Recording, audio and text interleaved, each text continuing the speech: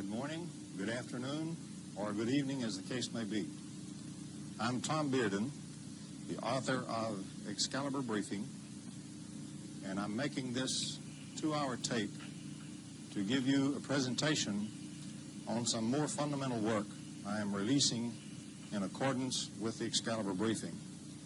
This presentation is on scalar waves and on scalar interferometry, and it deals with the long-lost secret work of Nikola Tesla and also the Soviet weaponization of the Tesla technology.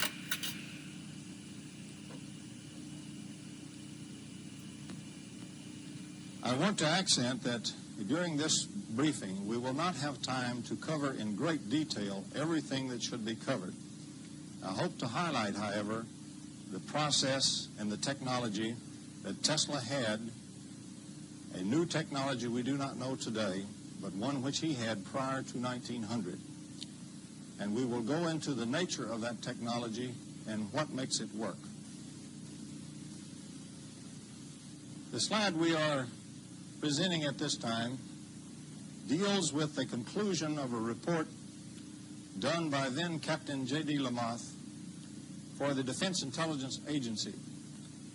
And the report predicted that sooner or later the Soviets would be able to do some rather startling things. Know the contents of documents that we tried to secrete from them. Know our troop and ship movements, although we tried to protect them. Know our installation locations and the nature of those installations. To mold thoughts at a distance, to disable equipment, and to kill persons at a distance. That was contained in an official DIA report released under the Freedom of Information Act. And we will give you today the gist of the technology by which we think the Soviets are attempting to accomplish those aims. Since the time of Lenin, the Soviet aims have not changed. They are for eventual world domination of both the world and its peoples. Here on this slide are some startling statements that have been made by Soviet leaders in the past. Some of them you already know about, a couple of them perhaps you do not. I would like to call attention particularly to Khrushchev's 1960 statement to the Soviet Presidium, where he pointed out that the Soviets had a new weapon in development so powerful that if unrestrainedly used, it could wipe out all life on Earth. I also would like to call your attention to the 1975 statement by Brezhnev, where suddenly at the SALT talks, the Soviet side introduced a rather strange proposal that we should also consider outlawing the development of new types of weapons more frightening than the mind of man had ever even imagined. It is my thesis that the Soviets in both cases, both the Khrushchev case and the Brezhnev case, were speaking of the Tesla technology which has been lost in the West. We will first need some brief background. It is widely thought today in physics that the Michelson-Morley experiment eliminated the ether. As Dirac once pointed out, it did no such thing. What it actually eliminated was a material ether. Any Lorentz invariant non-material ether is perfectly consistent with the Michelson-Morley experiment. And in fact, the basic Soviet theory today of psychotronic weapons or Tesla weapons is founded upon that particular principle.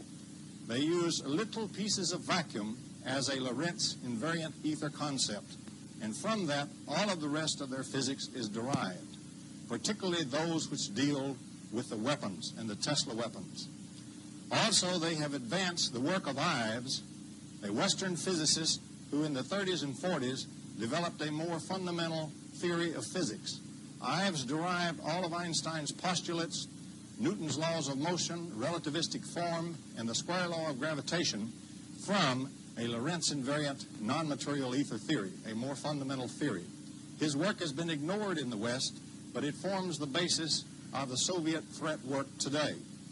For example, when Bob Toth, a reporter from the Los Angeles Times, was handed a document by Petchukov on the streets of Moscow the document purporting to have the secret or the theory of Soviet parapsychology, both the dissident scientist and Bob Toth were seized immediately by the KGB and interrogated. When the KGB found out that neither of them knew what they had, they simply stonewalled it and turned them loose. That is, after the intervention of the U.S. president. In that paper, the theory was speaking of little pieces of vacuum as being the basic approach to the theory.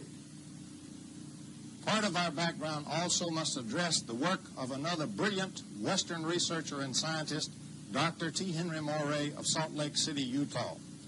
In the 1920s and 1930s, Dr. Moray had successfully tapped the almost infinite energy of vacuum, the zero-point energy as we call it today.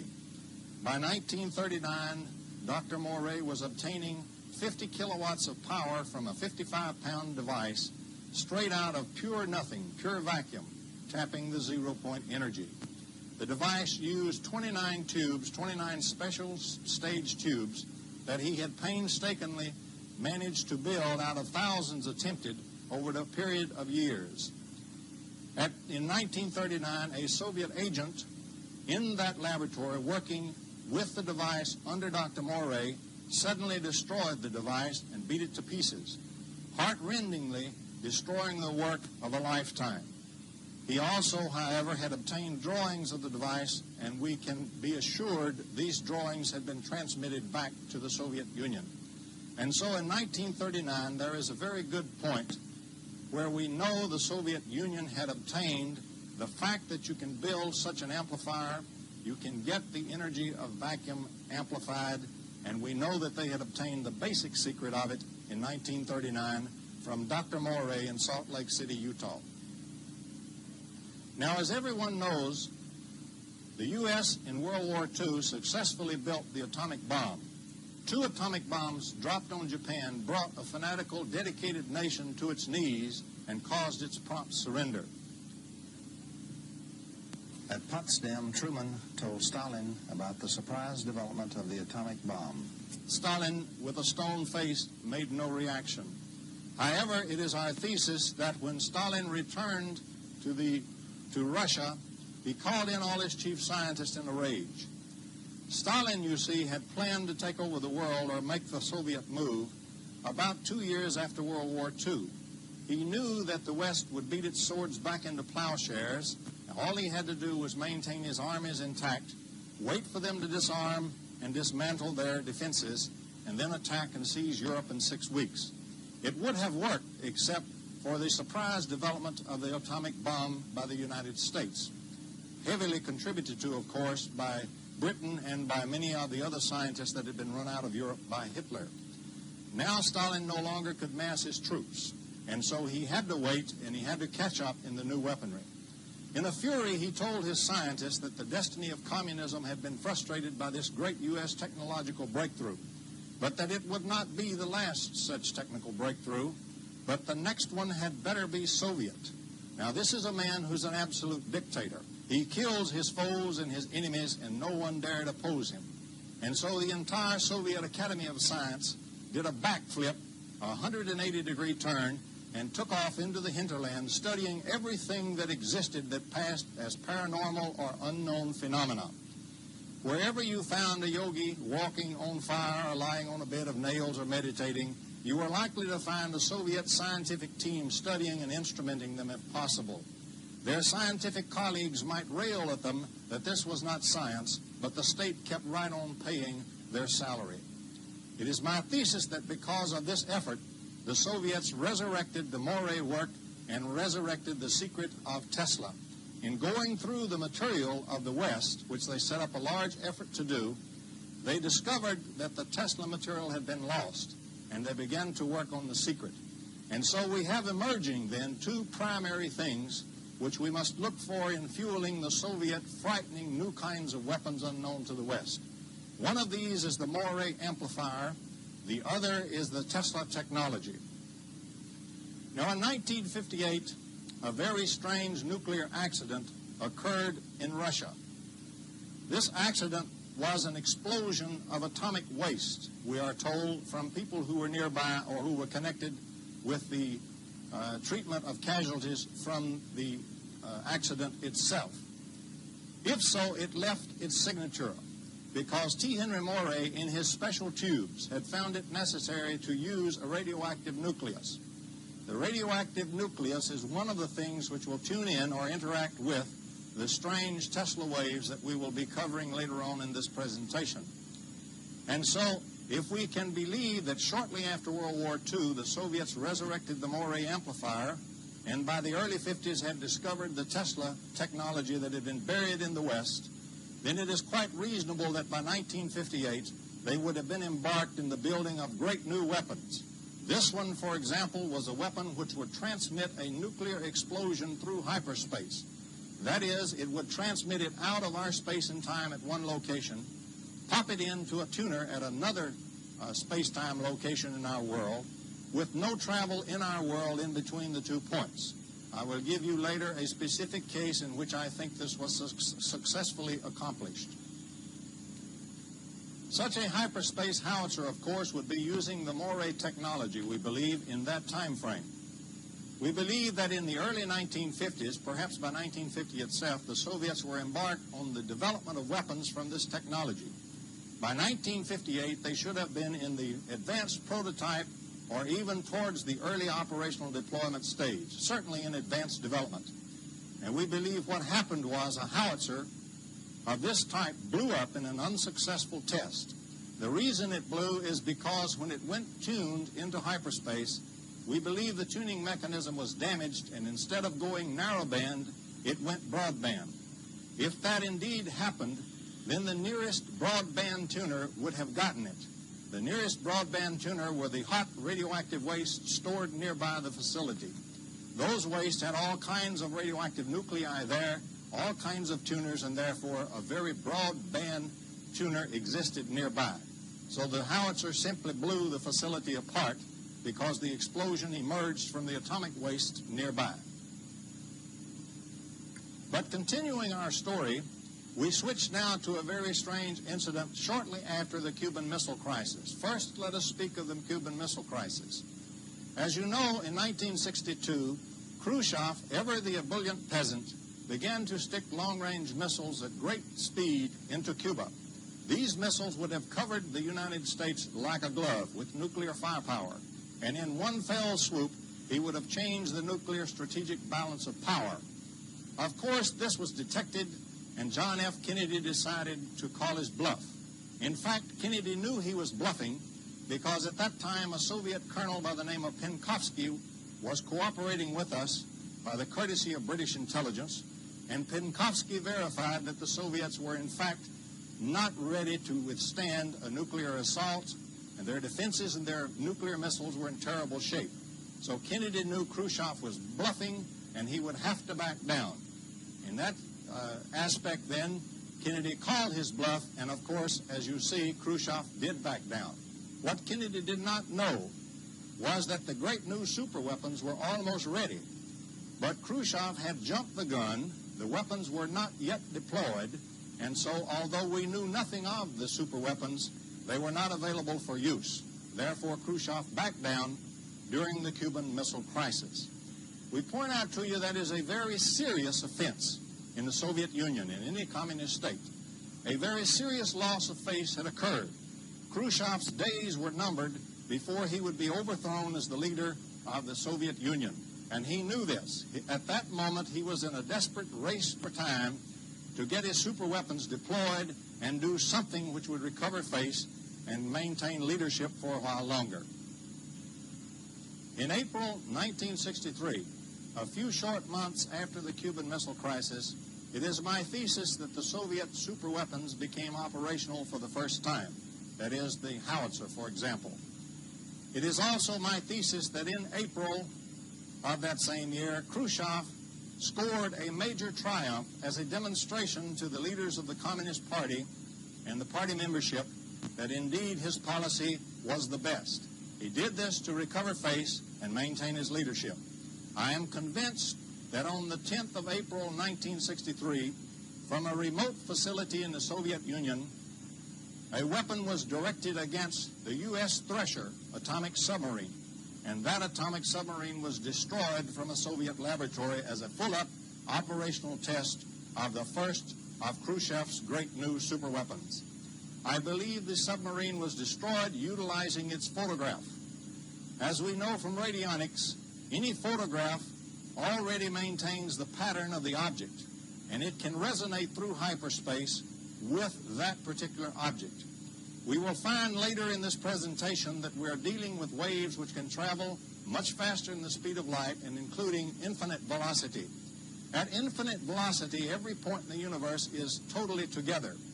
And so any photograph which maintains the pattern of its object in the virtual state interactions imposed on it is in fact tied directly to that object with no distance between them in hyperspace. It is thus possible to use the photograph to direct that kind of wave directly onto the object at a distance, no matter where in the universe it might be located.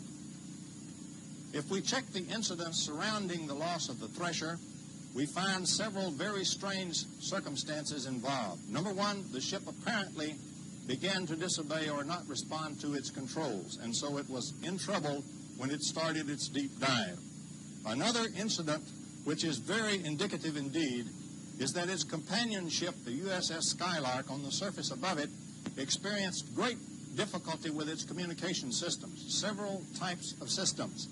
In fact, when it became apparent to the Skylark that the submarine had been lost, it took over 1 hour, or just about 1 hour, for the submarine to transmit an emergency message because of the communications difficulties experienced.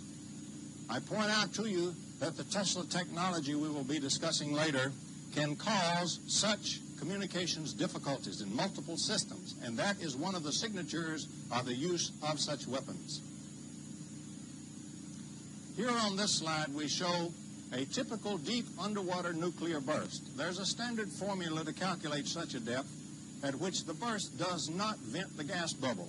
In that case, the only thing that happens is a great wall of water rises up out of the ocean in a mushroom or conical type shape, mushrooms out and falls back into the ocean.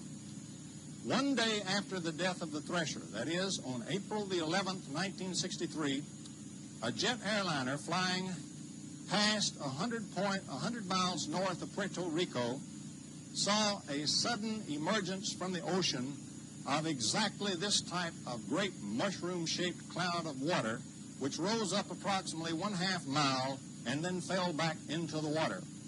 The incident was reported to the FBI and to the Coast Guard when the jet airliner landed. It has been scrubbed off and nothing was ever done about that particular anomalous report.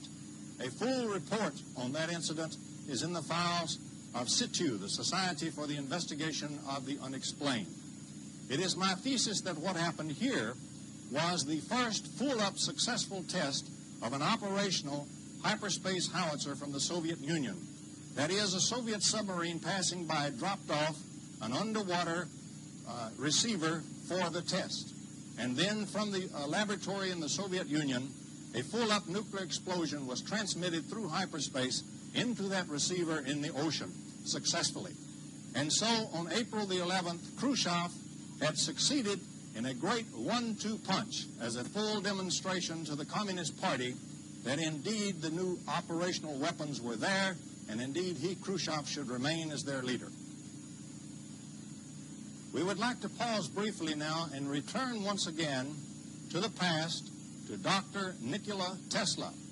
Dr. Tesla is a strange genius who essentially gave us almost single-handed the electrical 20th century. Before 1900, Nikola Tesla was firing lightning bolts 75 to 100 feet in distance. He had built the most powerful coil ever built in the history of man, or ever dreamed of. He also had developed and also later designed the LC oscillatory circuit, which made radio possible. He, in fact, conquered AC power and made it practical by, in fact, inventing the rotating magnetic field, by which most of our AC motors and generators still are operating. They are still Tesla generators and Tesla motors in most cases. And so he made it practical to transmit AC power at a distance. This indeed wiped out the dreams of Edison, who was backing direct current and direct power.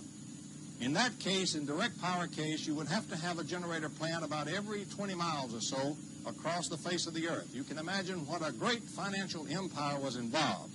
And in one fell stroke, Nikola Tesla wiped out the dreams of that kind of empire by Edison. Also, by just before 1900, he had developed a great tower and was transmitting signals through the earth because he had found a new type of wave, a totally new kind of electromagnetic wave. He had found that he could set up standing waves in the earth with this type of wave, a scalar wave, and that the molten core of the earth and or the electrical energy flowing in the earth would feed energy into his standing scalar wave. He himself knew that in that standing scalar wave matrix there would form then ordinary electrical energy based on the matrix. And so enormous energy would begin to form on the matrix that he placed in the earth, and anywhere on the earth that anyone put up an antenna tuned to that frequency, one could extract electrical power. If one wanted more power, one simply put up additional antennas or better antennas. But with one generator station, Tesla could have fueled the world and given free energy to mankind for all time.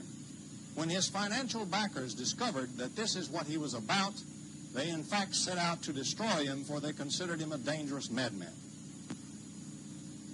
We accent that Tesla was not using Hertzian waves. He had passed that stage previously. Tesla was using a more fundamental electromagnetic wave that we have yet to use in the West. And it is the fundamental wave that fuels the Soviet weapons today, that is, the strange new superweapons.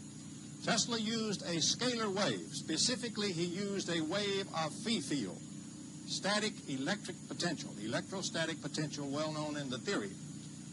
He also knew that two paired or two coupled scalar potential waves made a Hertzian wave. And so any Hertzian wave is nothing in the world but two coupled Tesla waves.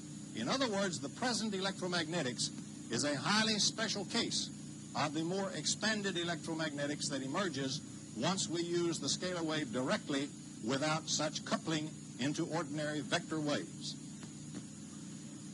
Tesla knew the coupling could be at a distance. And so it did not matter where the two scalar waves met and coupled. At that point where coupling occurred, one would have ordinary vector electromagnetic wave, Hertzian waves, or energy, if you will. When his backers found out what he really intended to do, that is, give free energy to mankind forever, they knew that this would destroy many financial empires which depended for their control upon the control of energy production and energy resources. So they considered Tesla a dangerous madman. All his financial backing was removed. Eventually his laboratory was burned. Various and sundry other blockages were put in his way, and this man then eventually became a non-person. He was totally isolated. So the man who had been the greatest inventor and scientist in the world in 1900, by 1914, had already become essentially a forgotten non-person. On this slide, I am showing some excerpts from the history of the development of what today is called Hertzian potential in electromagnetic theory. I want to call your attention particularly to the 1903 paper by Whittaker, who proved that any vector field can be replaced with two scalar fields. In other words, by projection from that, then, any vector wave can be replaced as two scalar waves. And this essentially is the thing that Tesla had discovered. Notice the close timing of the 1903 Whittaker paper with the fundamental work that had been done already by Tesla. So, in fact, in the hardcore theory today, there already exists the proof of the coupling of Tesla waves into ordinary vector electromagnetic waves. The theory was extended later by other workers in the field, particularly the work of Nisbet in 1955. And on this slide we show some of the work that we referred to, that is, the paper by Nisbet and other work in the field. This, again, is not a comprehensive reference list at all. It is merely pointing out that in the foundations of electromagnetic theory, the case for the Tesla wave and Tesla pair coupling into electromagnetic wave already exists, but has been lost in the West. In the West, we have concentrated our attention specifically on the vector wave, on the Hertzian wave, which can only move at a single velocity in vacuum. C, the velocity of light. Specifically, C is the velocity of the vector wave. If we have scalar waves, they need not be bound by that velocity at all. In fact, we will find later that the phi field, for example, can move at any velocity or be made to move at any velocity, essentially from 0 to infinity. On our next slide, we point out some present theoretical facts that one should be aware of. First of all, the present phi field is totally a spatial concept. The idea of potential was derived and worked out primarily back in the 1800s. And during that time, the march of time, the time flow rate itself was thought to be an immutable act of God and unchangeable by man himself. We know today that is not true. Relativity has taught us that the flow of time can in fact be changed and slowed down at least. However, in the 1800s, that fact was not known. Potential theory was developed well before Einstein's relativity came along. And so we find then a spatial potential. In other words, the clear assumption that the flow of time is a constant for everything. The flow of time is assumed constant in the present electromagnetic theory as it is set up with spatial phi field, which I'm calling on this slide phi 3. We also know that any spatial gradient in such a field gives us a vector. In other words, all vectors are two-point functions. We must have 2 points in the field, and we must have a difference in potential between them before we can have a potential gradient and therefore a vector field. The concept of voltage is also a 2-point function. It is always the voltage between 2 points. The motion of an object is the thing that moves it from one point to another, and it is the motion of an object which indeed accounts for all vector fields. If a static charge could absolutely be static, it would have no vector field whatsoever, but only have a phi scalar field. It is the frantic movement, for example, of electrons on a statically charged ball, which accounts, the wiggles of those electrons accounts for the production of the E field and associated B fields. The gradient, however, is between separated points in two superposed phi fields if the two of them are superposed. And phi field can move at infinite velocity. And if you do not believe that, I suggest you check page 223 in Jackson, Classical Electrodynamics, 2nd edition, which is one of the best graduate texts in classical electrodynamics in the United States. If you check that reference, you will find the blunt statement that the phi field does move at infinite velocity. Actually, that is the velocity the way it is presently portrayed in the theory. If we begin to use scalar waves, we can vary the velocity anywhere from 0 to infinity, anywhere in between. And now we point out the physical interpretation of the potential, the phi field, the electrostatic potential. In the present theory, it is the stress in space. The real phi field, the one which Tesla used, is a 4-dimensional phi field, not a 3-dimensional one. It is the stress on space-time itself, the medium itself. In fact, that stress is 4-dimensional, not 3-dimensional, and therefore can be used to stress the flow of time. Now, if we stress the rate at which time itself flows, we can affect anything and everything that exists in that time flow. For example, we can affect thought, we can affect minds, we can affect the fundamental constants of nature, the inertia of an object, the gravitational field. All of those exist in time, and all of them are changed if we mess up or mess with the time flow in which they exist.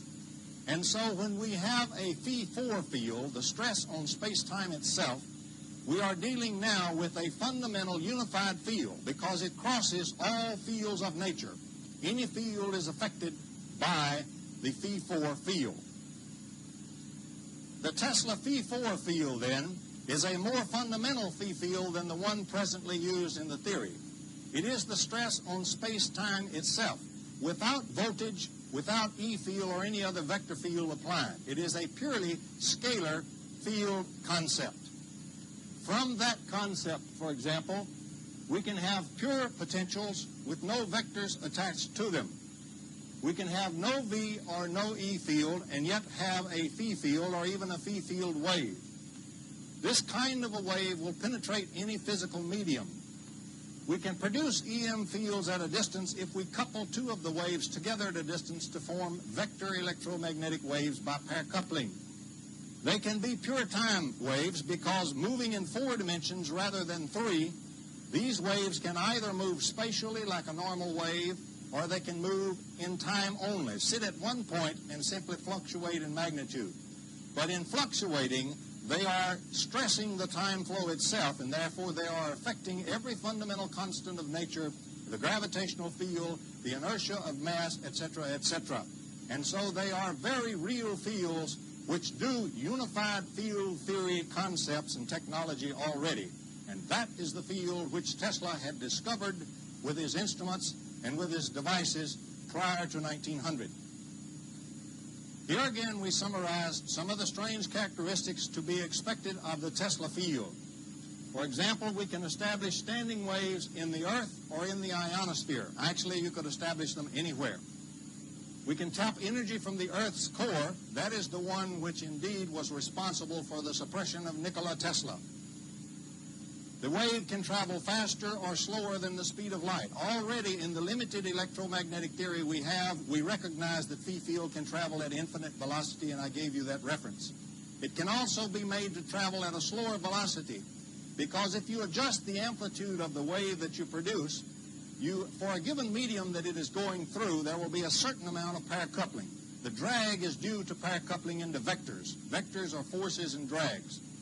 You do not have drag from scalar concepts only. So the amount of coupling into drag determines the speed of the wave. If we produce a higher velocity wave, we must produce a higher potential on it.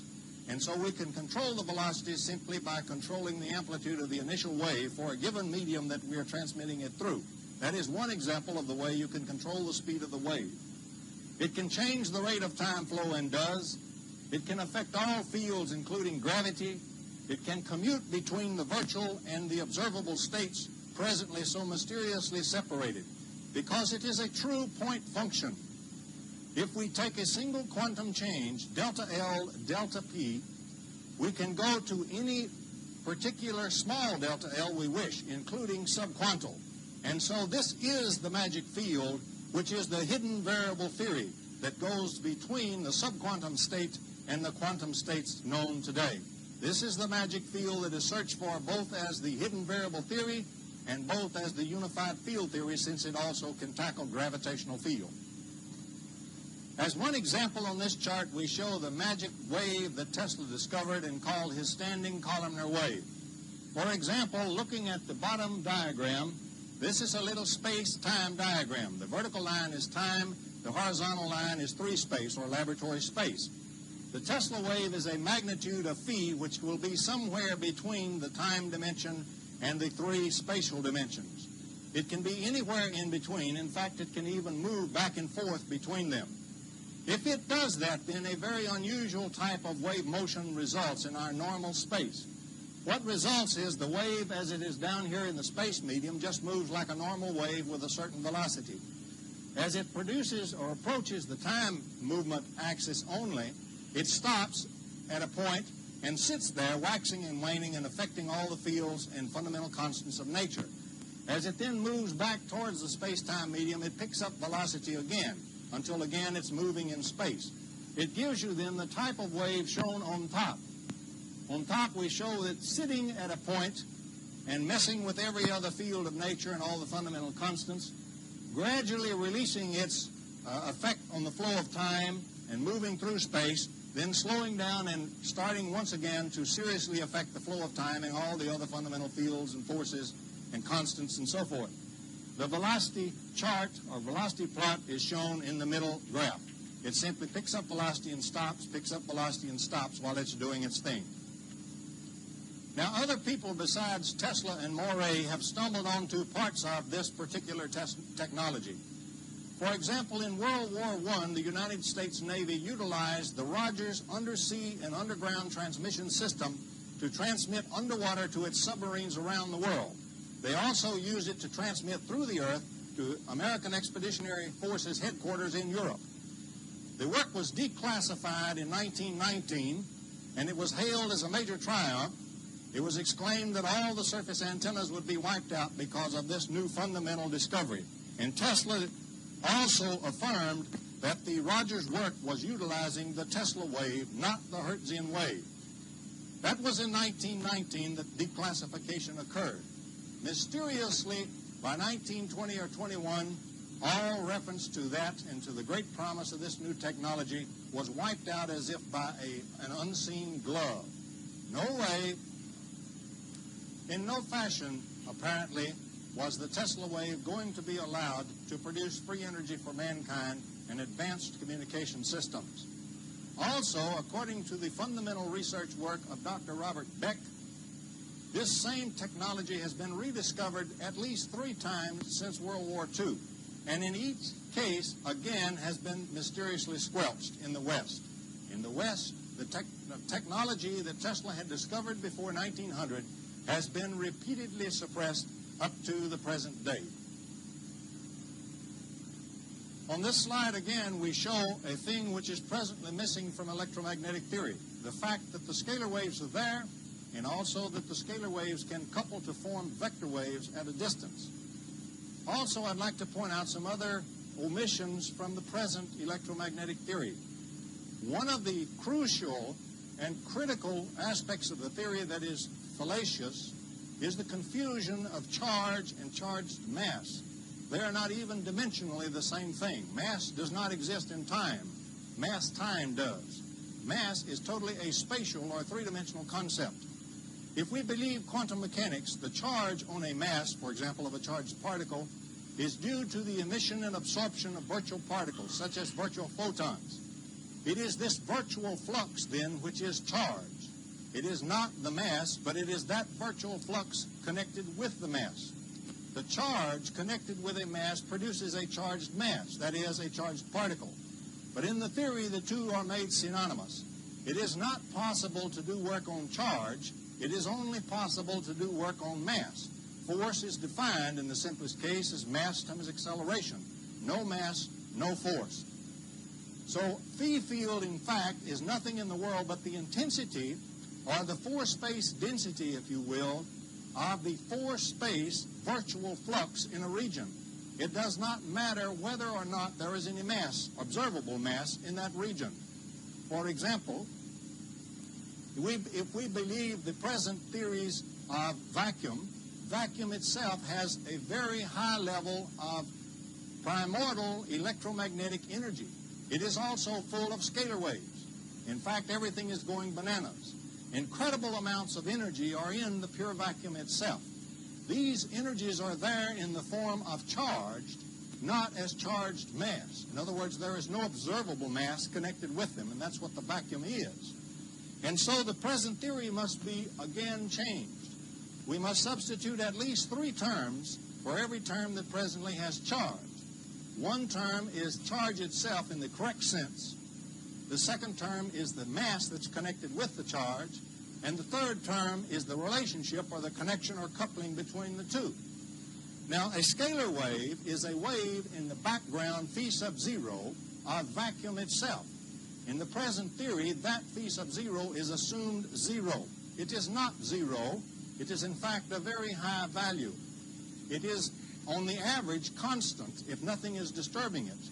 But if we produce phi waves, scalar waves, Tesla waves, what we are producing are, in fact, waves in the phi sub 0 medium, space-time itself. In other words, space-time is phi sub 0, and phi sub 0 is 4-dimensional. And that is what the phi sub 0 wave is produced in. That is what Tesla found out. You can actually shape the fundamental space-time medium itself by the phi field Tesla scalar wave. The scalar wave is also a longitudinal oscillation.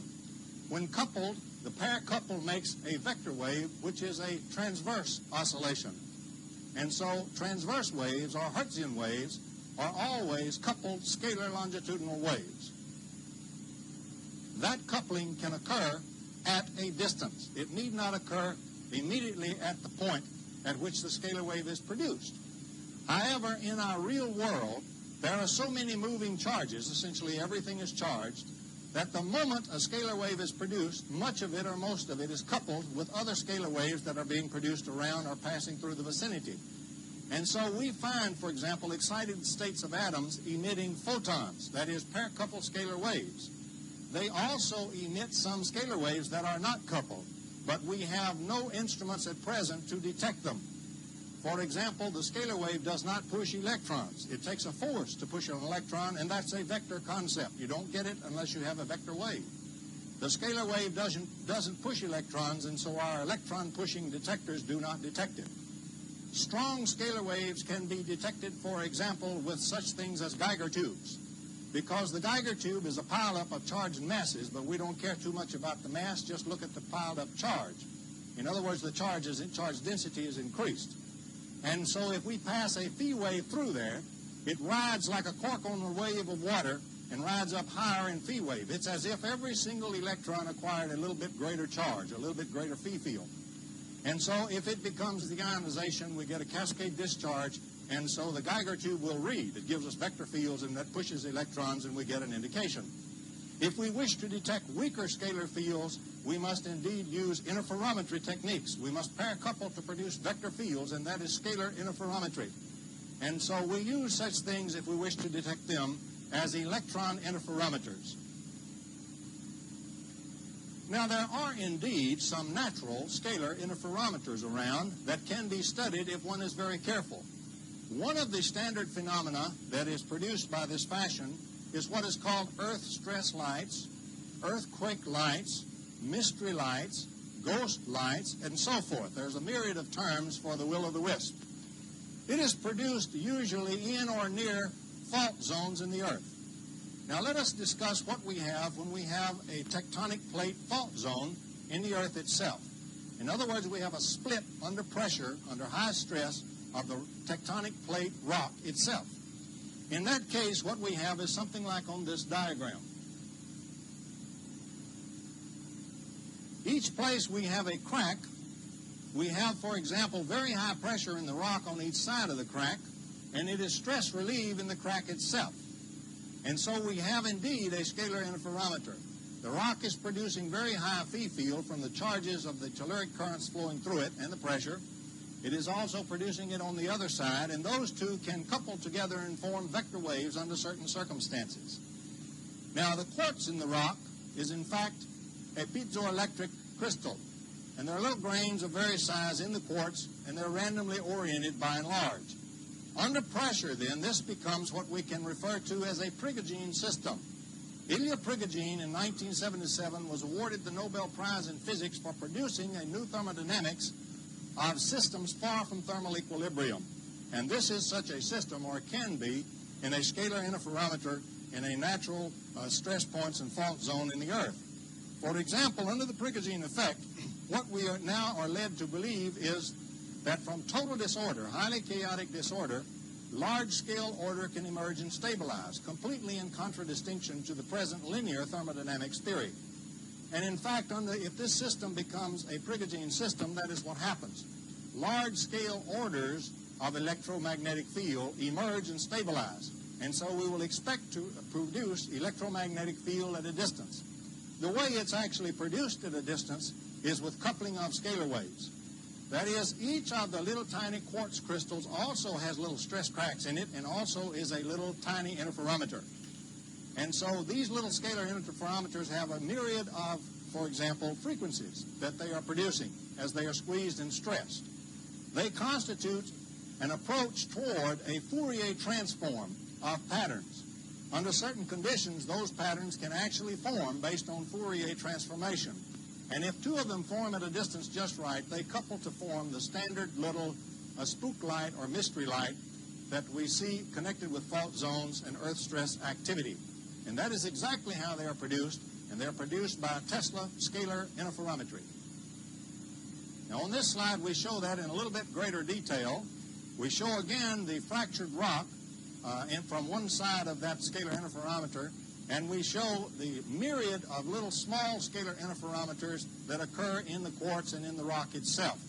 And so what we have is an ever-evolving system of scalar interferometers, each feeding the other. In that case, we can get very powerful phi fields from each side of this rock stresses and the interferometer, and we can get coupling at a distance to form the mysterious will-o'-the-wisp, ghost light, spook light, and so forth.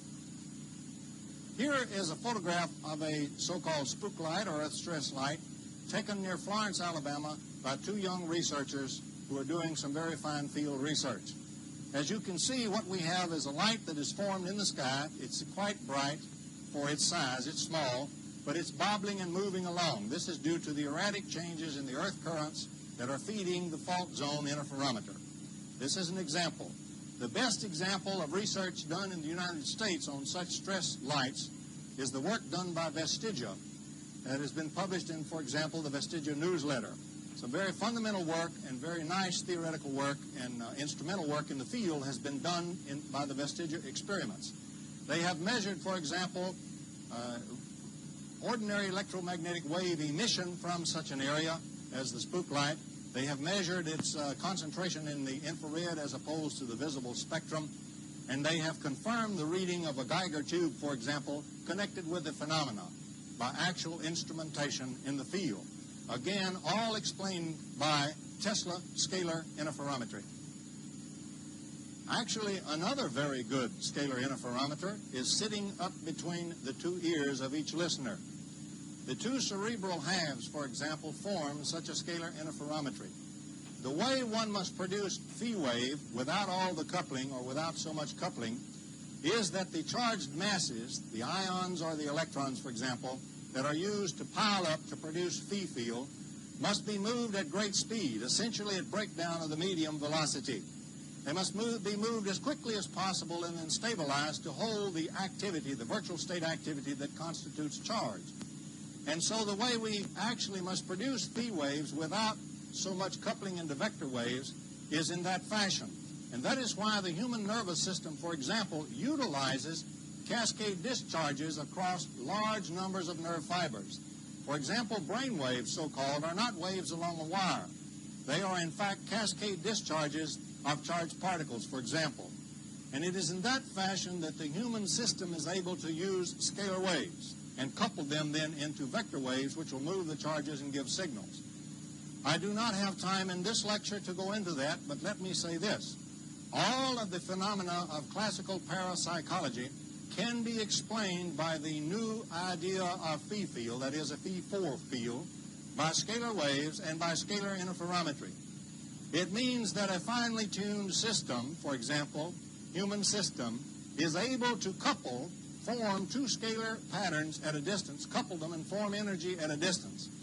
Energy on an object, for example, and that is psychokinesis when the object moves. That is the exact mechanism by which it is done.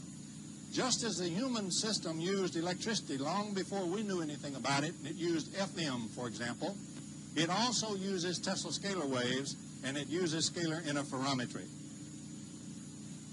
As shown on this slide, the Russian experimenter, the Russian woman in the laboratory on the slide, is being instrumented and measured as she performs a psychokinesis. Now, in this case, what happened is that all her body rhythms get in phase. Then electrostatic energy begins to form on the object itself, electrostatic field. In other words, clearly showing that she is producing additional phi field on the object. The motion of charges in the object immediately makes vector field, and so we get a vector force on that thing, which produces movement, and that is the way she does psychokinesis in the laboratory.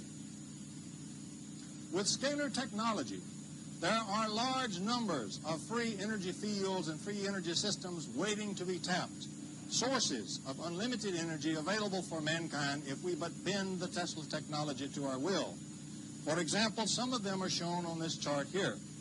The zero-point vacuum energy, which has already been successfully tapped by T. Henry Moray. The Dirac sea, for example, can be gone into directly with a scalar wave, and you can tap the energy of that sea, and that's inexhaustible. Time derivative fields themselves can be tapped just by differentiating the time and changing the rate of flow of time. Microelectrodynamic fluctuations of electricity can be tapped. We already know in fine grain that the ordinary electric field or electric current that we push through circuits is nothing in the world but the time triggers for enormous oscillations at nearly right angles to that. That's just classical electrodynamics. When we go to high enough frequency, the energy there is almost mind-boggling in our ordinary circuits. All that we really need is an extremely fast full-wave rectifier, and you can get free energy out of any electrical circuit that you already have. You could, for example, take a flashlight battery and power a modern automobile or even a battleship with that kind of technology. Telluric currents of the Earth are inexhaustible, as indeed is the Earth's core energy, which Tesla was going to tap, and the G-strain energy of space-time itself, the gravitational energy of all of the universe, is available for our tapping with Tesla waves and Tesla technology. For example, here we are showing the general scheme by which Tesla could have tapped the molten core energy of the Earth itself. As we show on the figure, we set up a standing wave through the Earth. There's one or two ways to do that. Once we have the standing scalar wave, we have a matrix in the Earth. Now, inside the molten core itself, there is very high stress, and so a great amount of phi field is being produced by those charged activities here. That phi field there is of every frequency, every shape, and every phase. It immediately begins to couple when it hits in phase and so forth with the matrix, and it begins to form ordinary electromagnetic vector wave there on the matrix. And so gradually that matrix scalar wave converts itself into an enormous and increasing vector wave of electromagnetic energy. And anybody that puts up an antenna can use that. That is also useful or used by the Soviets as an earthquake generator weapon, for example. If you then shift your matrix in frequency to dump the energy, for example, onto the point opposite you on the Earth that you've established your standing wave, you begin to dump the electromagnetic energy in there. That's just a phasing problem. Okay, at that point, what happens is the stresses in the plate begin to build up because of the enormous addition of new energy. The telluric currents go up and the plate stresses go up. If we do that slowly, the nearest fault zone will give and we'll have a natural earthquake. If we do it very sharply, what will happen is we'll shatter the rock itself, whether there's a fault zone there or not, and we will get an earthquake that's deliberately induced. The earthquake in 1978 near Tabas, Iran, left an anomalous signature of fractured rock in that case. And I've already pointed out in my book, The Excalibur Briefing, why the Soviets had to generate that earthquake to stress relieve the fault zone on the border between Iran and Russia that was threatening their own city. They did it to save one of their cities, but the earthquake left its anomalous signature. It was done by Tesla technology. Now, in that case, when you have the standing wave, you can think of it very simply as follows. Think of the molten core of the Earth now becoming a cathode, which is feeding enormous amounts of energy to you. The signal that we're putting in the scalar field is a signal on the grid. And so we are gaining a much more enormous energy across to use. I point out that if you phase your matrix when you change your standing scalar wave matrix to dump the energy into the atmosphere over there, you can directly and very drastically affect all the weather patterns on that side of the Earth. And the Soviets, I believe, have used it in that fashion also. Next, we wish to point out something very fundamental that can be evolved directly with the Tesla wave and Tesla technology, and that is the use of a radioactive nucleus. And on this slide, we are discussing that use. In this part of the photograph here on the right, or the drawing, we are drawing inside an atom, for example. We are representing the condition such that we have an excited nucleus. The nucleus would like to decay, and in this case, I've drawn one that would like to emit a beta particle, an electron. And so it's trying to decay and trying to emit an electron anyway. It's in an unbalanced state. Now, there's all kinds of free electrons that are not free that are bound up in the Dirac sea, which permeates everything, the sea of negative energy electrons. So if we put now the system and make it a many-particle system in which this electron exists, for example, Moray in doing so ground up germanium and ground up several other things, including a radioactive nucleus material, ground them very finely and press them at extreme high pressure and paralyze them so that the stresses were locked in. In other words, he was building a Prigogine transistor a little bit more advanced than anything we built to this day. What you have going on in that case is this. If we believe linear thermodynamics, negative temperature is higher than any positive temperature. And so on this graph I show on the left, zero temperature on the positive kind of temperature on the bottom, rising to infinite positive temperature on the left. That's the same thing as zero negative temperature, and negative temperatures then go on up above the positive infinite temperature. There are even experiments, for example, with nuclear magnetic resonance, where we can watch a particle come down through positive infinity temperature. The Dirac sea is up here in the negative energy states. If we establish a Prigogine effect, however, we make it highly nonlinear, and so we establish a nonlinear position from the Dirac sea down into the normal positive area. In other words, now electrons in the Dirac sea can on occasion fall down through this Prigogine tunnel and come off with very high positive temperatures. And so you can tap the Dirac sea with a combination Prigogine effect and Tesla scalar phenomenology. Going back over to my diagram on the right, what happens is we put a scalar field, scalar potential, onto that Dirac sea electron. We force it out through the nucleus itself that's trying to emit an electron. The electron is bounced out of the nucleus and immediately replaced by the one lifted from the Dirac sea. And so the nucleus does not decay. This is a reaction that is not presently known in physics. That is, the emission of the beta particle from an excited nucleus, but the nucleus remains excited and unbalanced. And that is due to the Prigogine effect and the use of a Tesla scalar interferometer.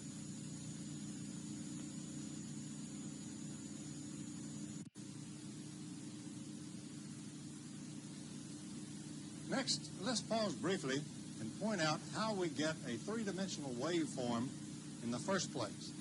We have to use standard three-dimensional Fourier transform.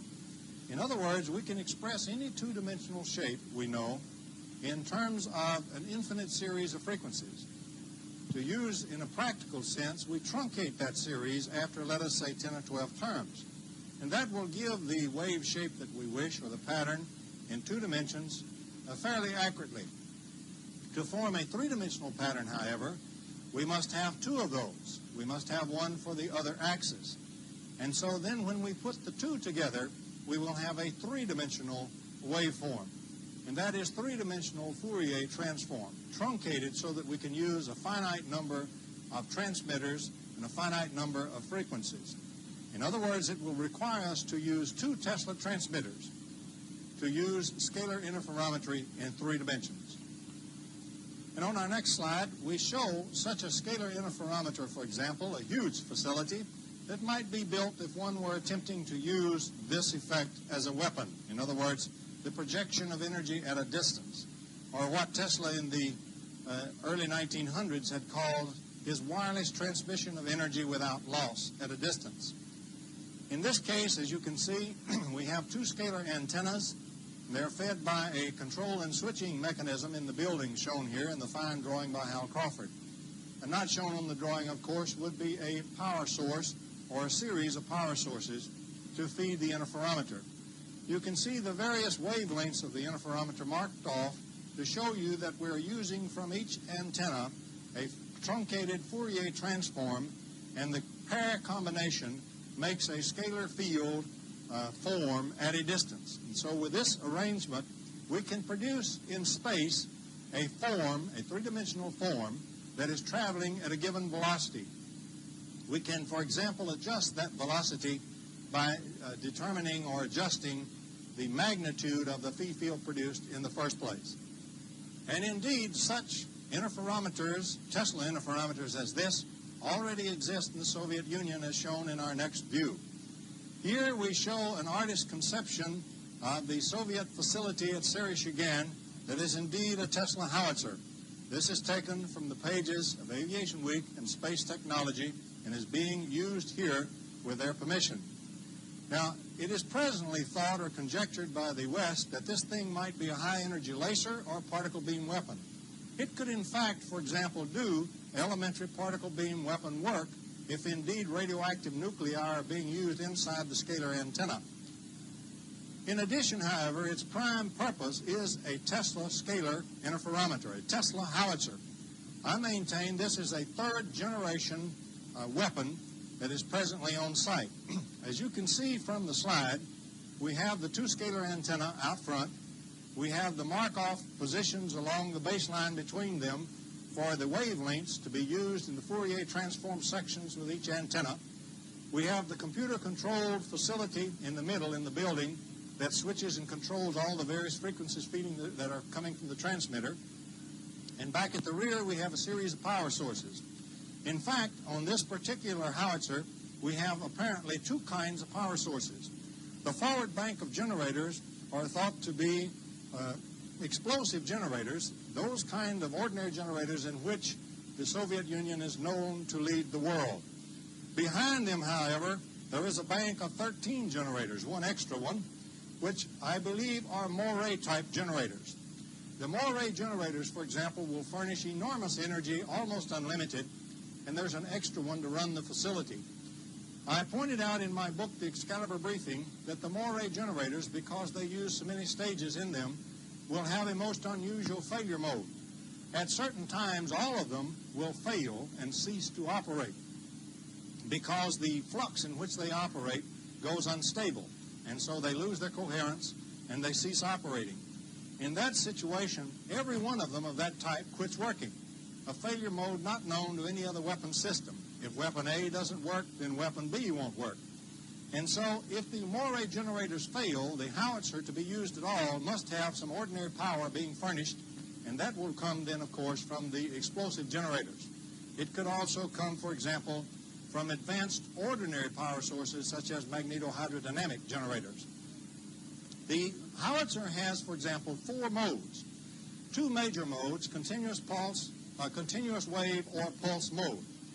In a pulse mode, what happens is we simply fire one pulse and fire another one behind it to catch up with it and couple at a distance.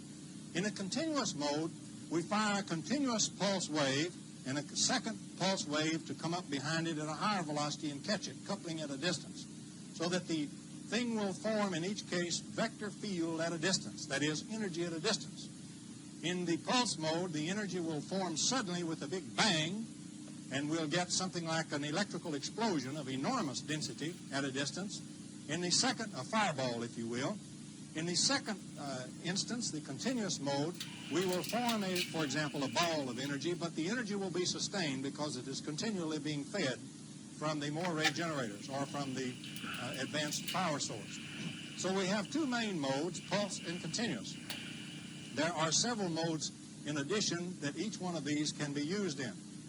And let's look at our next slide to look at some of these effects. And on this slide, for example, we show a schematic of that artist concept shown in Aviation Week. For example, we might speak of the size of the ball of energy that we create at a distance. If we make a relatively small ball, just a few kilometers or even 10 or 20 kilometers across, we can have a rather substantial amount of energy density in that ball. In fact, enormous if we're feeding it from the Moray amplifiers.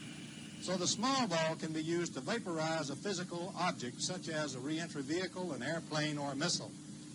On the other hand, if we expand the ball to very large dimensions, let us say 20 or 50 kilometers across, for example, the energy density will be much less. However, the density is still being produced very sharply, the vector energy. That constitutes an electromagnetic pulse very similar to something that comes out of a nuclear explosion. And so in this fashion, it can be extended to a very large ball and still accomplish EMP degradation or damage or destruction of the electromagnetic circuits inside airplanes and missiles and reentry vehicles, for example, and also the electronic circuits inside nuclear warheads. So the ball can be used or expanded to be used for a very great coverage, or it can be used for a very small coverage but extremely high vaporization coverage of a vehicle. It can be used several thousand kilometers, for example, away from the basic Tesla howitzer that is projecting it. Now on this slide, for example, coming from that large globe use, we see a case taken from Afghanistan, seen by Nick Downey. This, for example, article is reproduced from the London Times. This incident and a series of these incidents were seen by Downey, and they occurred in September 1979. If you recall, in September 1979, September the 22nd to be exact, we had the first so-called nuclear flash seen off the coast of southwest Africa and picked up by our Vela satellites.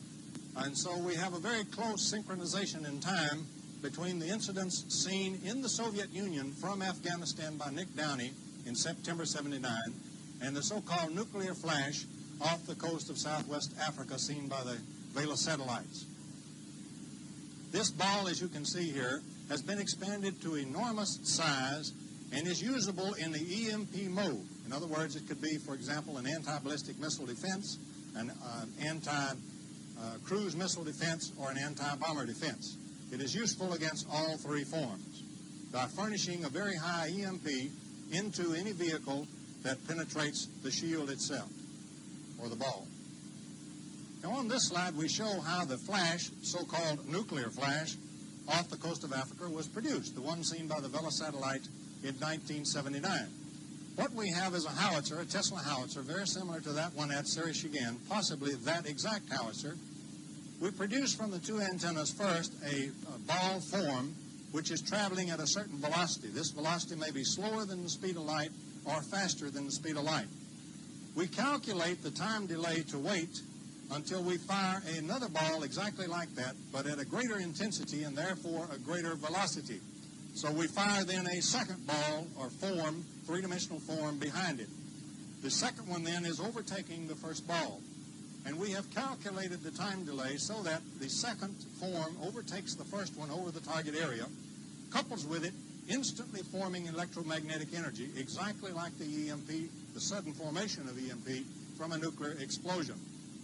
You get exactly the two pulse symptoms that you get from a nuke explosion in this kind of an affair. And that's exactly what the Vela satellite saw. We point out to you that the second so-called flash seen in 1980 in the same general area by the Vela satellites appeared in the infrared only. They had no visible spectrum. And the entire analysis community is presently divided over exactly what they were. They indeed were not nuclear. There was no radioactivity associated with either one at all. They were not normal phenomena because one wouldn't go in the visible spectrum and the other infrared only. They were indeed from a Tesla interferometer and very probably from the one at Sereshigin, or one very similar to that one. And that is the way they are produced. Their energy is produced at a distance by that howitzer. There is, in fact, a whole series of incidents of this nature and other kinds of nature that are traceable to the Tesla interferometry effects and Tesla technology. For example, this slide that we're showing now shows a peculiar incident that is happening with a British satellite, the Ariel 6. When the satellite is over British Columbia or over one of the oceans, the Caspian Sea, it is often turned off on two of its coded command channels, only if the sun is shining. Now, this is even though the channel is coded. You can, for example, condition the satellite before it enters the mysterious turn-off zone by preconditioning it, turning it on in advance, and then it'll sail through without being turned on. The reason is it's very simple with a very small device, Tesla interferometer, to produce energy onto that satellite itself and to produce it internally to the circuitry. It doesn't matter about the coding on the command circuitry. And so they can turn it on or turn it off if they wish. In fact, you can couple onto the two scalars that already form a vector wave. You can couple in a fashion to increase that vector wave if you couple in phase with it, or you can couple in a fashion to decrease the wave if you couple 180 out from it. And so you can use the same Tesla scalar interferometry effect to form onto a vector wave at a distance, additional vector wave to reinforce it, or other vector waves to kill it. In other words, you can extinguish or augment electromagnetic circuits at a distance with the same effect. And this is one of those that's being tested or has been repeatedly tested on a British satellite. As you know, a few years back, a series of U.S. satellites were also mysteriously blinded from the Soviet Union, in some cases up to 4 hours duration. Now, it's been suggested that those were done with lasers. If they indeed were done by lasers from the ground, then the Soviets have achieved a state of laser technology completely unknown to the West. it would be very simple to do that blinding of the satellites, messing up their circuitry, so to speak, without damage, without permanent damage, by using very simple Tesla scalar interferometry at a distance. And as we pointed out, the phi field is probably being used. We also point out that you can use the A field, the so-called vector magnetic potential field, in a different manner from what is presently known in ordinary electromagnetics. If you will check, for example, Feynman's 3 volumes of physics, if you will check in the second volume, you will find that an experiment was done to see whether or not the A field was a mathematical figment or whether or not it was a real fundamental field of nature. The experiment proved conclusively that the A field, even when separated from the del cross operator that yields B field or magnetic field, is indeed a fundamental new field of nature. In other words, the present A field that's in the theory is used totally, always coupled with a magnetic field. We have not explored the use of the uncoupled A field whatsoever. But every magnetic circuit, for example, that has a coil in it with the current going around through the coil has a swirling A field in it. And we can, if we wish, disconnect that A field from the magnetic field, in which case we have a new kind of field presently unknown and unutilized in Western technology. So the combination of the phi field technology and the A field technology will yield the full extent of the Tesla technology. As we said, many other cases of apparent Soviet testing of the Tesla technology has been going on around the world. Even in Vietnam, for example, we had some mysterious occurrences with our F-111, shown on this slide. Now, the F-111 is a very nice aircraft. It has a terrain-following radar. It has the latest and most sophisticated systems that the West can build. And so when we deployed that new system into the Vietnam War in great haste, it's quite reasonable to suppose that the Soviet Union would like to have it and like to have access to a knowledge of its weapon systems, its radar, and so forth. And so we find, if we look at the next slide, that a very strange thing happened in Vietnam connected with the F-111.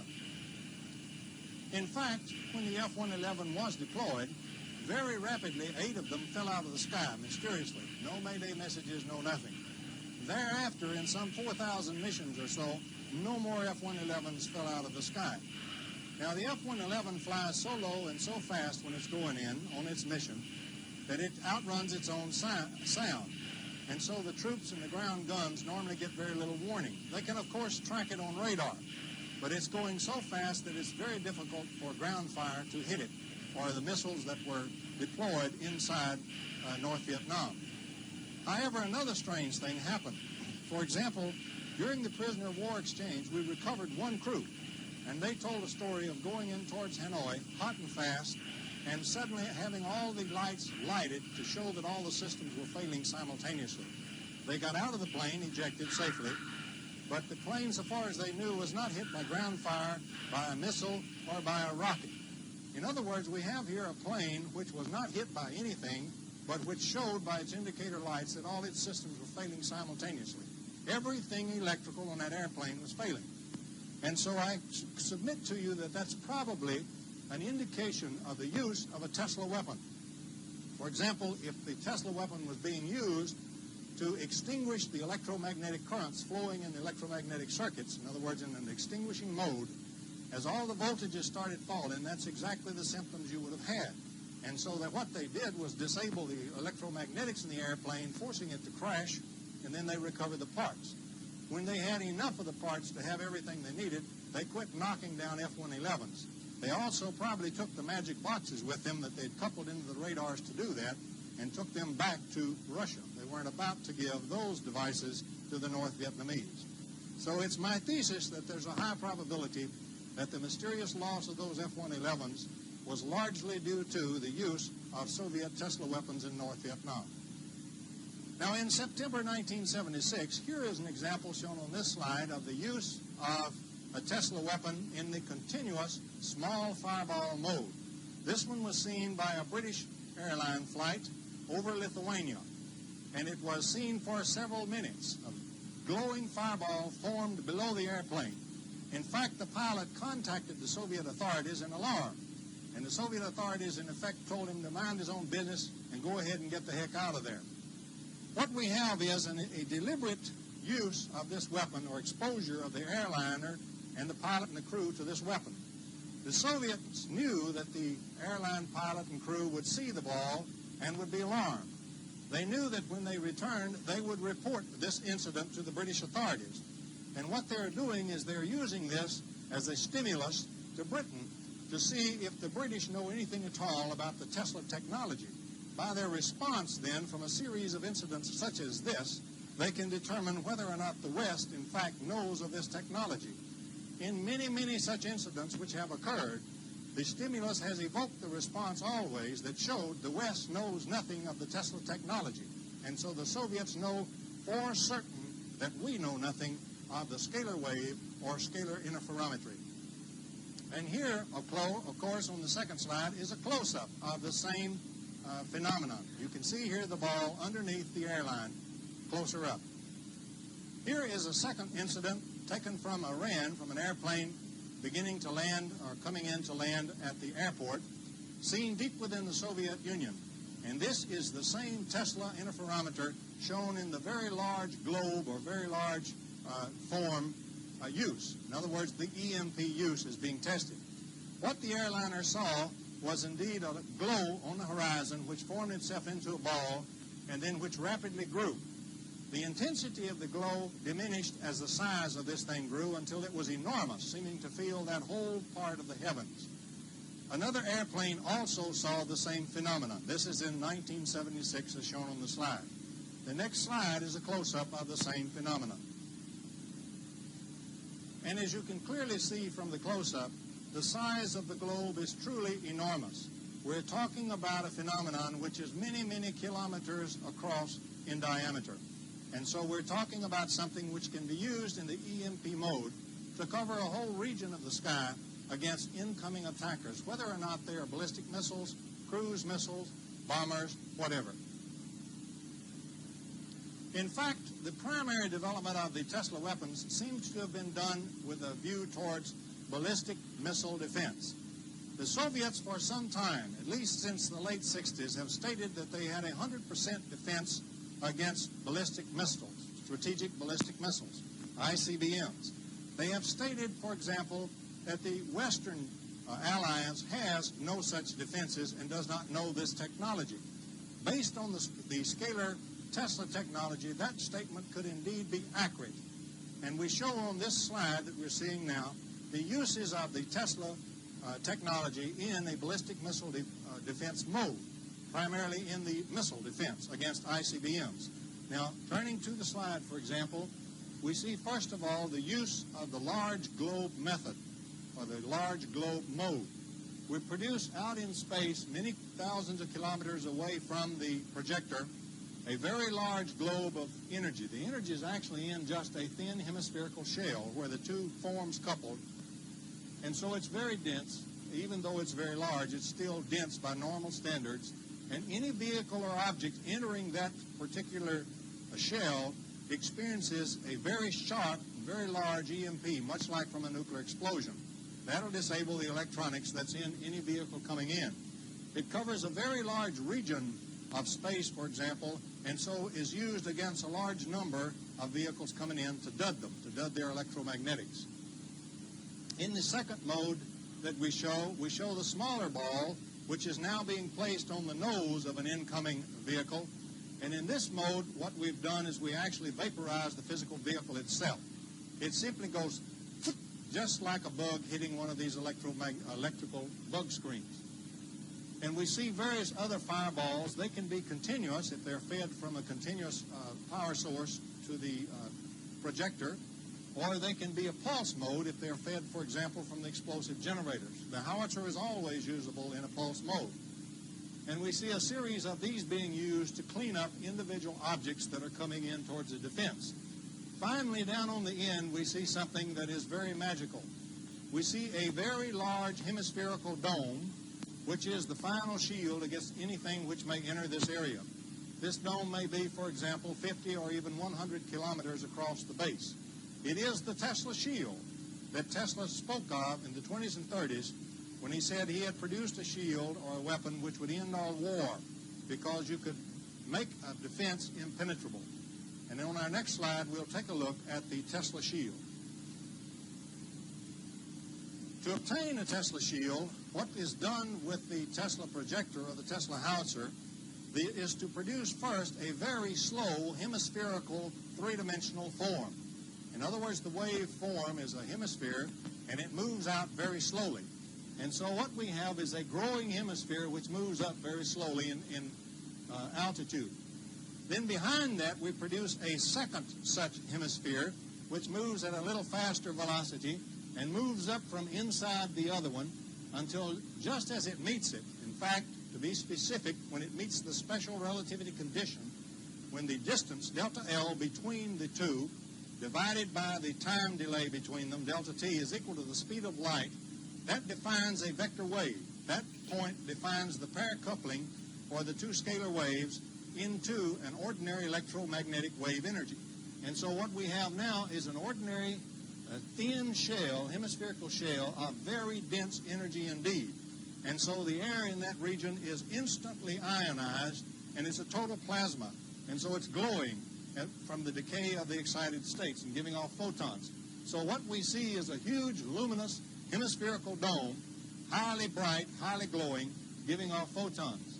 And any vehicle which hits that particular hemispherical shell gets such an enormous energy discharge upon it that it simply vaporizes, as we said before, like a little bug hitting one of these electrical bug screens. It goes, and that's all for that vehicle. It does not matter what kind of vehicle. And so when we add all the Tesla systems together in all four modes, we find that the Soviet statement that they have 100% ABM defense and the West does not is in fact not idle conjecture at all. In fact, we can even defend with such a process against the gamma radiation and the heat radiation and the EMP from a nuclear explosion. For example, as shown on this slide, if we nest the Tesla shields, and I've chosen to show 3, we might use 2, we might use 4, certainly 4 would be enough, but 3 is probably enough. If we nest the shields like this inside by multiple howitzers or multiple forms produced by the same howitzer, we then find a very strange thing. First of all, we forget about the normal stuff coming in, decoys, warheads, debris, and so forth. All of that stuff is going to get cleaned up by the first shield. The thing we really worry about is if we had a high-altitude nuclear explosion over the shield area, very high and over all the shields. In that case, the explosion would produce EMP, heat, and gamma radiation. In the first shield, we will have an awful lot of scattering and absorption reactions occurring for all 3 processes. We know that when gammas, for example, are absorbed, they are normally re-radiated at lower temperature, for example, at X-rays. And then we have another absorption and re-radiation, and that lowers the temperature. Finally, by the time we get through all 3 shields, we've cleaned up just about everything that's in there, including the EMP, which went through the same sort of thing.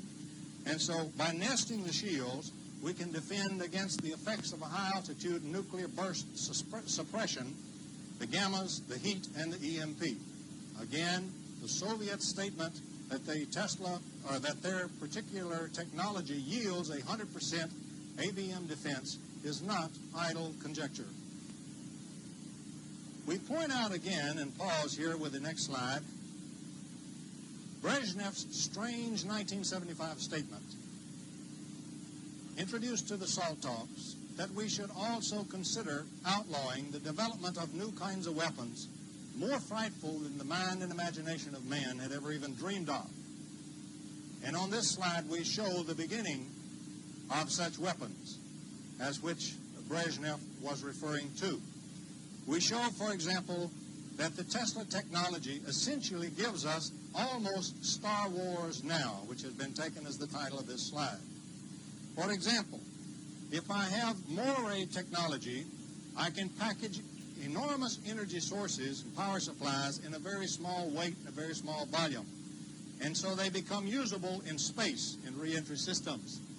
If I use the Tesla interferometer technology, all that I need is a MIRV vehicle. I need one which I can drop off additional vehicles from and establish an interferometer in space. And I've shown here a couple of reentry systems coming in that have multiple reentry vehicles with them. And they are being powered by Moray technology, and they are using scalar interferometry technology a la Tesla. In such case, these things become emitters of enormous power, enormous weapons, almost like ray weapons, except the energy will be produced at a distance instead of traveling through space. Energy is vectors. It is not scalars. What happens is we fire first a scalar wave at a target, let us say a missile site. We fire then a second scalar wave right behind it, and we get the fireball burst occurring right on the missile site itself. We get EMP, we get all the things from a nuclear explosion, except it's all electrical. We don't get the radioactive fallout, and we do not destroy the farmlands. The Soviets do not care about New York City or any other large U.S. city. They really care about the U.S. farmland, which is what they really need from us.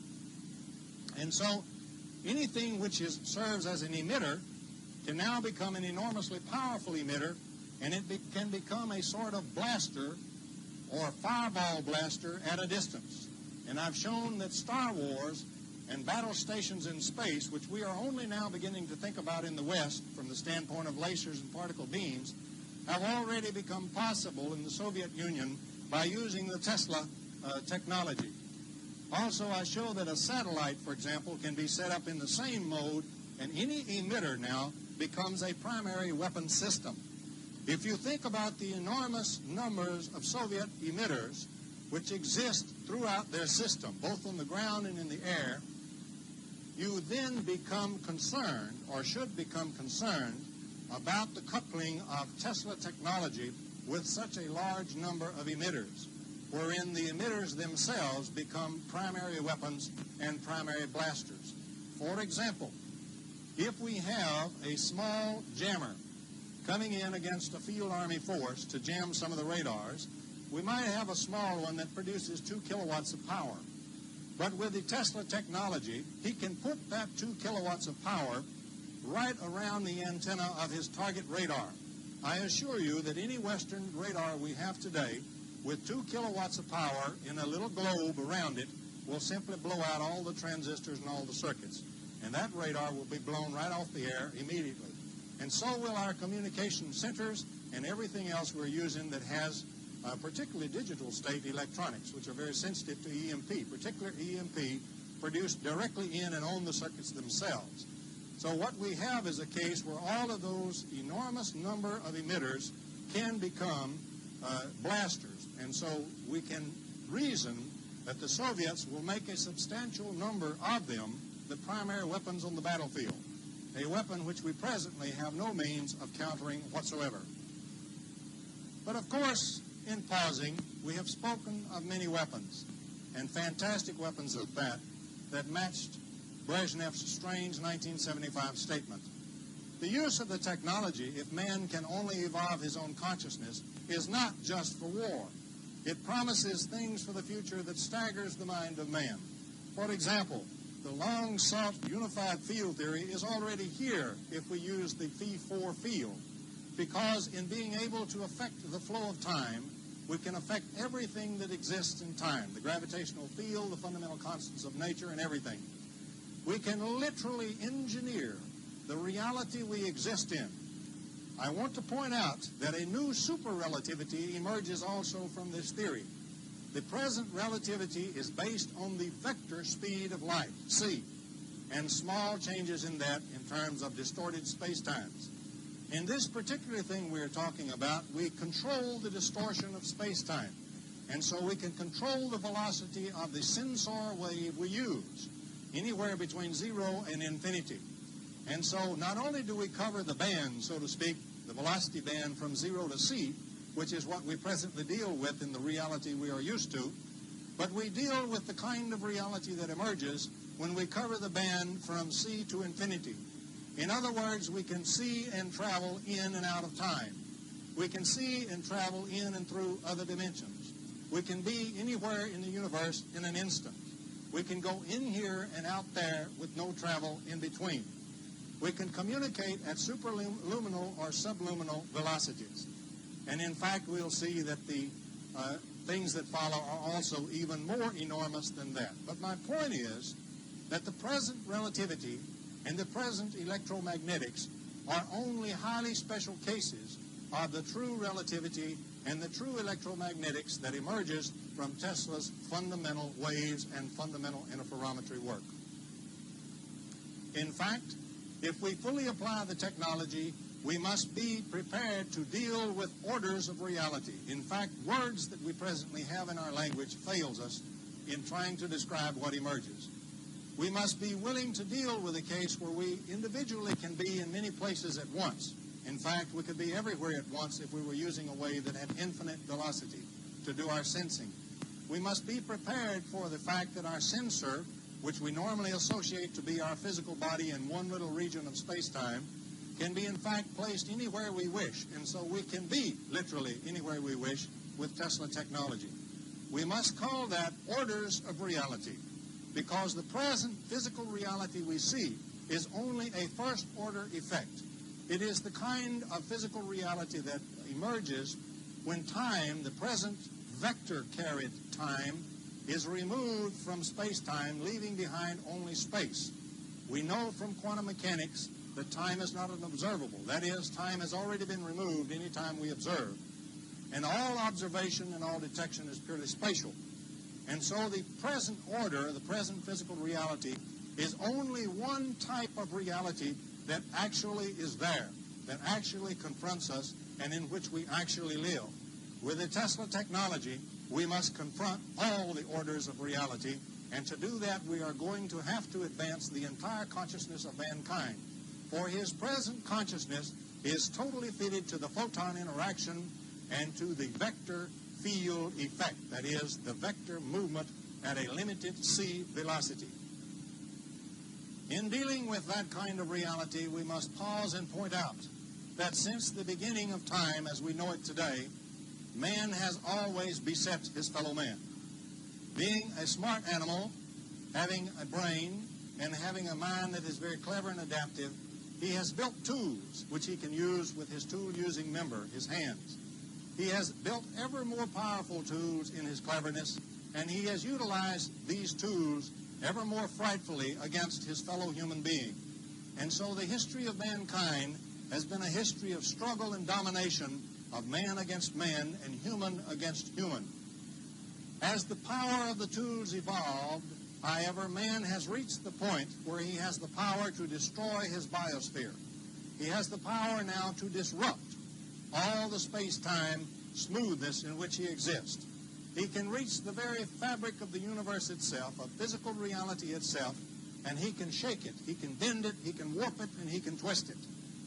In doing so, he can turn the reality in which he himself exists into a nightmare beyond his present comprehension.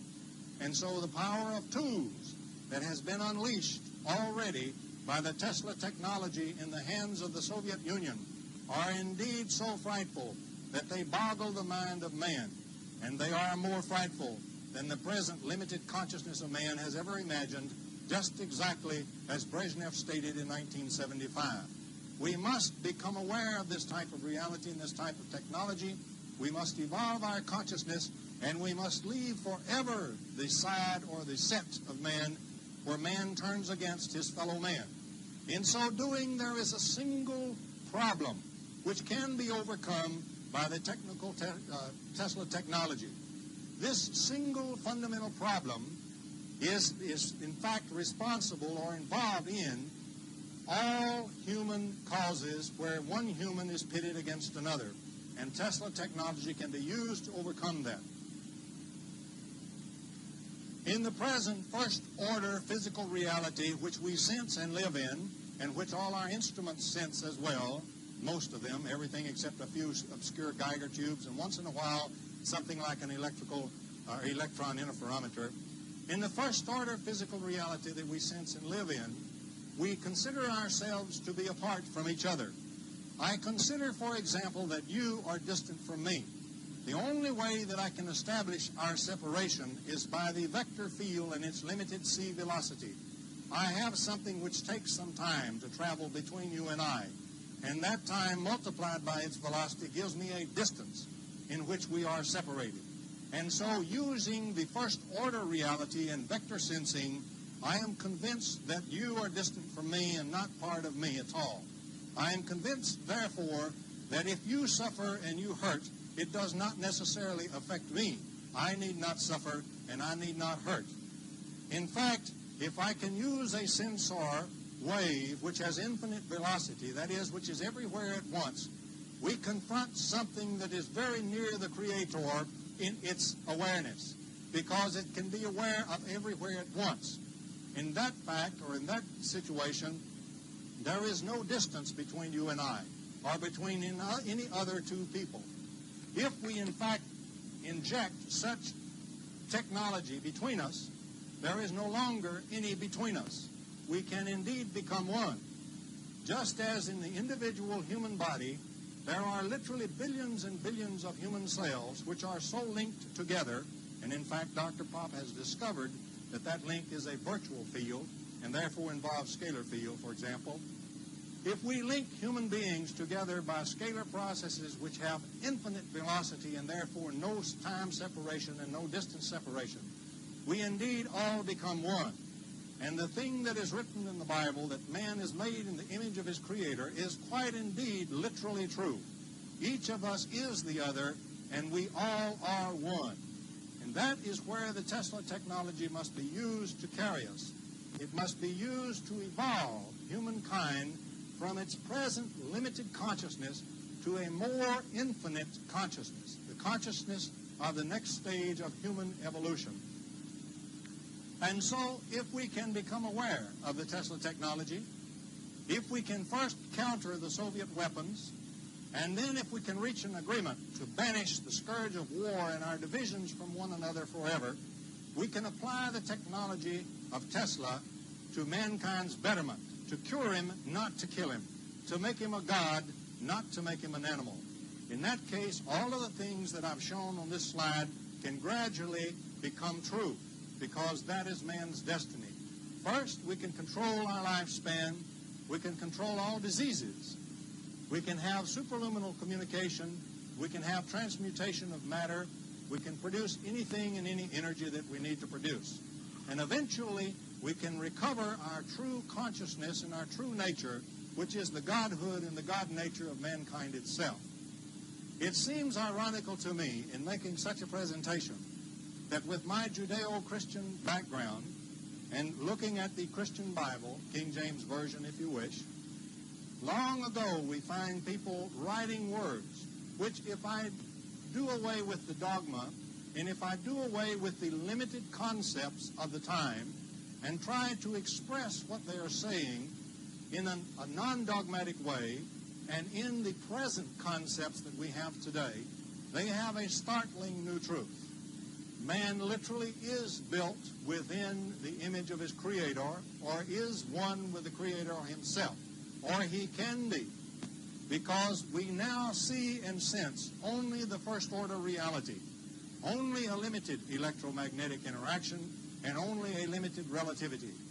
If we build the technology to link us together and to go for the more full and more advanced reality, we literally can recover our God nature. If so, then ironically, the strange, lonely genius, Nikola Tesla, who so many years ago, single-handedly almost, and against great odds at that, gave us the electrical 20th century, may very well have given mankind a more shining future than all the scientists and sages have envisioned. Thank you, and good evening.